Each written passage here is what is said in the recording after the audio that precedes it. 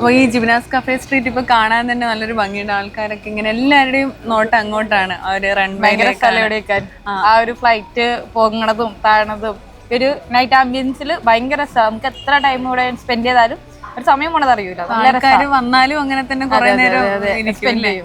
Personally നമുക്ക് വന്നിരുന്നുണ്ടെങ്കിൽ സമയം പോണത് അറിയില്ല. നല്ല രസമാണ്. ഇക്കയുടെ സ്പെഷ്യൽ ഐറ്റംസ് ഇവിടെ എന്തൊക്കെയാണ്? ഷോപ്പിന്റെ ടൈമിംഗ് ഒക്കെ എങ്ങനെയാണ്?